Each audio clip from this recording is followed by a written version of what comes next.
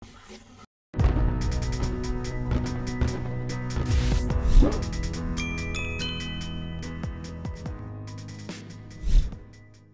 going to talk to you today about policy.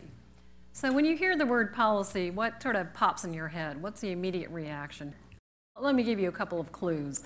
I think some people think legislation, and closely related to that, they may think the US Capitol. This is what I would think anyway, because I'm from there, Washington, D.C. I think for a lot of people, maybe the cynics out there or anyone who reads the paper, you may think of the word sort of gridlock. That may be the image that pops in your head when you think of policy. That's true.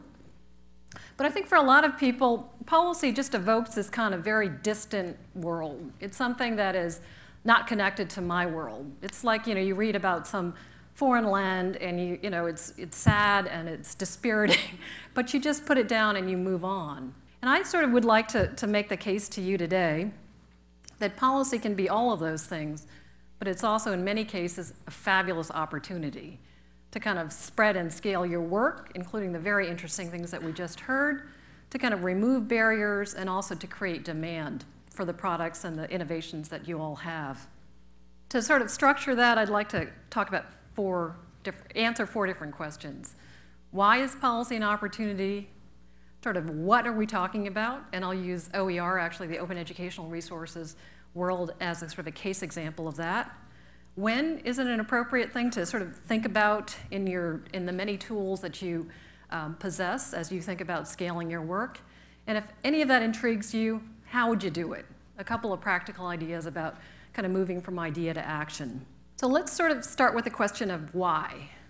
Why should you be thinking about policy?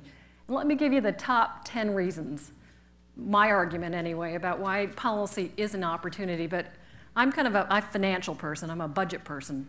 So these are my top 10 reasons, because that's where the money is. Unlike a lot of other sectors, education is pretty much dominated by the public sector.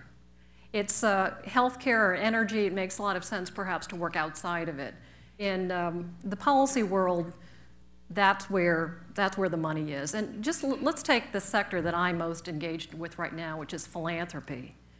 So, we spend a lot of money, all collectively, all told, about $5 billion, including the Gates Foundation, which is the leader in our area, which is a lot of money annually. But that's less than 1% of the amount of money that's actually spent by the public at large, by either state and local, which is most of that, or the federal government's about $40 billion. If we want to have a shot at kind of sustaining and scaling our work, we have to either cajole, harass, or work to support government in that process. And just sort of one last anecdote here before I move on to the next section. If you think that policy and budgets are unrelated, and let me just share something, my first experience actually when I moved to Washington in 1980.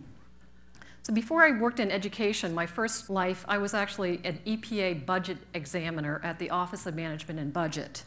And so I started there in the summer of 1980. It's a civil service job.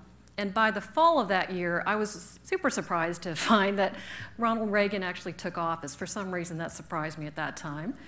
But he did. And so our world changed a lot. I mean, he ran on a platform kind of very anti-regulatory. He wanted to really shift kind of the burden on business. And so what they actually did is in the first few years, you won't remember this, you're too young, but there was a sort of real frontal assault, legislative assault on the Clean Air Act, the Clean Water Act, the kind of main acts that undergird environmental regulation. And that actually turned out to be very unsuccessful. That did not work. People really didn't want to change these things frontally. So instead, they switched somewhere in there to a budget conversation and actually ended up reducing, by the time I left, the request from the Office of Management and Budget to the Hill for the EPA budget was half the level it had been when we started. And what does that do?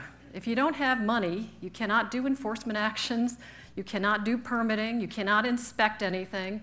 So you can actually get to your goal of deregulation simply by defunding the primary agency. That's why these things are highly related. Budget, policy are pretty much the same thing, I would argue. So let's sort of move to the what, and I'll give it a case example of open educational resources. How many people here are familiar with OER, open education? Like most people are familiar with the term or have seen it. It's basically, for those who are not, it refers to kind of a licensing structure that enables high-quality educational assets to be tailored for personal use or for any use by individuals. So that's kind of one description of it. And Mike Smith, who's out here somewhere, my predecessor, I think had a huge amount to do with really creating and fostering this movement. ISKME is a leader here, and there's an open strand, which I'm hoping you'll get to. But OER is kind of beyond that technical definition, is things like the MIT Open Courseware Initiative that hopefully many of you have seen. It's Sal Khan's work. It's a $5 textbook in Utah that is actually as good as its much more expensive counterpart. That's what OER is. And so when I got to Hewlett about 3 years ago, kind of a couple things happened that I'm pretty convinced had nothing to do with me, but they happened around the time that I started. One thing that happened was that the stock market crashed in October of 2008. It was the worst market correction since the Great Depression, so that was a very bad time and a very bad year. The second thing that happened that had nothing to do with me is that President Obama was inaugurated. So there was a challenge and an opportunity. What were they? The challenge is that when the stock market crashed and that year of volatility led to a significant reduction actually in our own endowment. This occurred across the country with a lot of other philanthropies, but we ended up with a grant-making level which was its lowest level in 10 years. So we had that, with this great, vibrant OER movement, much less money to be able to spend on it. And in terms of the Obama administration, they had run on a platform of open government, and they had some fantastic champions who really understood what OER and what openness can do to transform education. And you heard from one of them last night, Martha Cantor. So there was sort of the policy framework and a set of people who actually really understood this. The second thing that happened, I think, with the administration is they released the economic stimulus. They signed that into law about 3 weeks after the president took office. That actually carried with it $100 billion for education. That was the largest investment, single investment in education in the history of education. So that was a huge challenge and a huge opportunity. So what did we do to try to capitalize on that? We pulled together these 4 organizations. These are some of the most influential organizations in the field in DC. The Chief State School Officers that you probably know. INACOL is a group that focuses on online education. They're sort of one of the best advocacy groups on that. CETA, the State Education Technology Directors. This is a lot of where the innovations have come from the state ed tech directors. And Ed Council is a law firm in DC that really specializes on education policy issues. So what did they do? Well, they did a lot of things. They sort of identified where opportunities might be to move OER along. They developed an awareness campaign. They made sure that OER was talked about every time there were state conferences coming up. They pulled together the community, sort of relatively disparate community of OER supporters, through Google groups and webinars and so forth. And so they kind of organized the constituency. And here are some of the results that they, along with these really terrific inside champions, were able to achieve. These are the set of initiatives that all have some component of openness in them now, initiatives and also plans. I'll point out one in particular, the Trade Adjustment Assistance Act, very dry name, but that provided $2 billion for community colleges, all of which must carry, if they're producing educational materials, a Creative Commons license, an open license. That's a huge, huge win for the OER community. And they also included, again, OER in a set of grant programs as preferences. So I think that was a big, kind of promising development. And at the state level, there are a set of states that are now moving more aggressively ahead in the OER world. But, policies can be your best friend, like your BFF in high school, and it can be a terrible friend. And so we've also, I think, here picked up, OER is picked up, because whenever you're rocking the boat, you're rocking something, right? So somebody else is going to react to that. Something called an appropriation rider. That's a very inside DC, inside the Beltway term. What it means is that, like those little cars of legislation that are moving along the lanes, it's picked up something in the back seat that would actually prohibit or could actually potentially damage this OER provision that I just talked about in the Trade Adjustment Assistance Act. So this often happens that something is moving along on one side and then something is moving along to stop it somewhere else. So all of that is to say that you've got to kind of keep your eye on that ball as well. So let's sort of move to the when. When is policy a good thing that you should be really thinking about as you're considering all the opportunities available to you? It's difficult to do, but under what circumstances is this an appropriate response? Well, the first thing is that you really have to have clarity about what you're trying to do. That seems obvious, but I found, when I was in the government and also in philanthropy right now, that's harder to do than you'd think.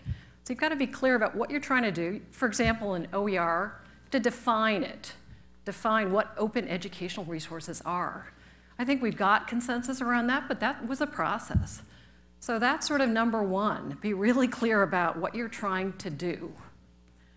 Second, you've got to provide evidence of success, of impact. And again, this is something that very frequently, I think, I would hear people would come in and they'd say, I'm doing that right now. We've got a nice study going on and we'll have the results in a couple of years.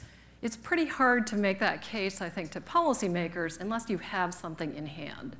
So having some evidence that you've had a positive impact on student outcomes is pretty key. Whatever you're doing needs to be scalable and replicable.